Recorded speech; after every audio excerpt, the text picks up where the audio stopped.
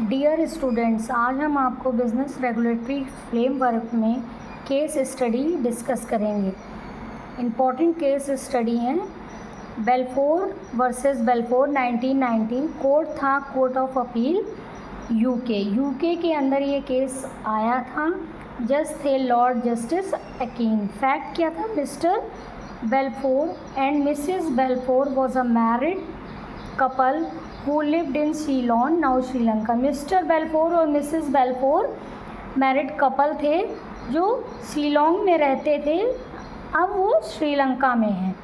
Mister Balfour return to work in Ceylon. Mister Balfour को काम के सिलसिले से सीलोन से वापस आना पड़ा, but due to health reason Mrs Balfour stayed in England. लेकिन हेल्थ इशू के कारण मिसेस बेल्फोर को इंग्लैंड में ही रुकना पड़ा। He promise to send her 30 pounds per month. Mister Balfour ने अपनी वाइफ को प्रॉमिस किया कि वो हर महीने 30 पाउंड उसको भेजेगा। Later their relationship deteriorated and he stopped sending money. बाद में उनके रिलेशन जो हैं ख़राब हो गए, तो उन्होंने पैसे भेजना बंद कर दिया। Mrs Balfour shoot for the promise amount. Mrs Balfour जो उसकी वाइफ थी, उसने कोर्ट के अंदर केस कर दिया कि मुझसे एक एग्रीमेंट किया गया था कि हर महीने वो मुझे पैसे देंगे, लेकिन ये भेज नहीं रहे हैं। लीगल इशू क्या आया? Was the husband's promise to pay 30 pound a legally enforceable contract?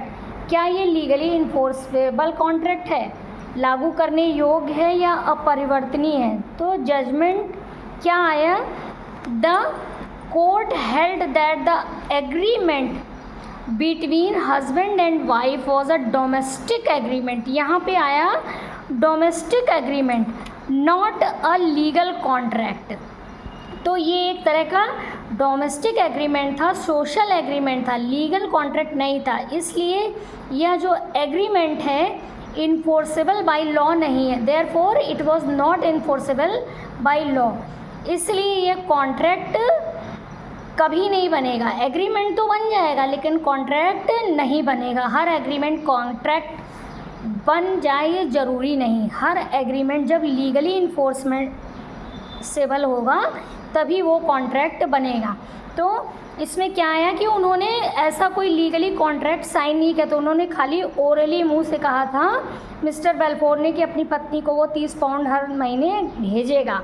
लेकिन बाद में उनके रिश्ते ख़राब हो गए और उन्होंने पैसे भेजना बंद कर दिया। इसलिए जजमेंट ये आया कि ये इन्फोर्सेबल नहीं है लॉ के अकॉर्डिंग। इसलिए वो पैसे भेजें या ना भेजे, उस हस्बैंड की इच्छा पर है। अगला है केस मेरिट वर्सेस मेरिट। 1970 का ये केस है। कोर्ट किस कोर्ट में आया था? कोर्ट ऑफ अपील यूके में आया था। इसमें फैक्ट क्या था? Mister and Mrs Merritt were married.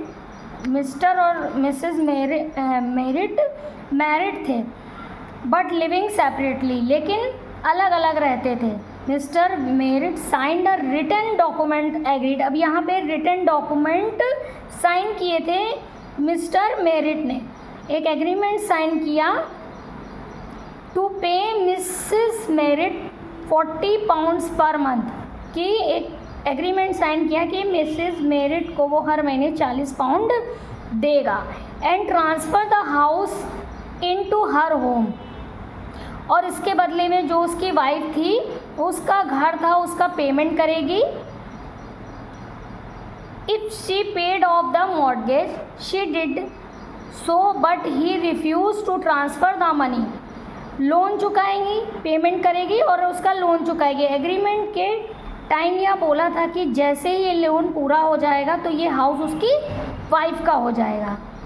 इसमें लीगल इंटेंशन साफ है, क्योंकि हस्बैंड ने जो है बोला था कि मैं पेमेंट करूँगा, तुम लोन चुका देना। बाद में हस्बैंड ने वाइफ के नाम हाउस ट्रांसफ़र करने से मना कर दिया। लेकिन ये एक रिटन डॉक्यूमेंट था, रिटन में साइन किया गया था। लीगल इशू इसका क्या था? Did the written promise between strange spouses amount to legally binding contract. यह एक लिखा हुआ कॉन्ट्रैक्ट था। तो जज ने क्या जजमेंट दिया? The court had that this was not a domestic agreement, यह एक डोमेस्टिक एग्रीमेंट नहीं है, as they were no longer living together, हालांकि वो एक साथ नहीं रहते थे। And the agreement was in written, लेकिन ये एग्रीमेंट जो है रिटन था।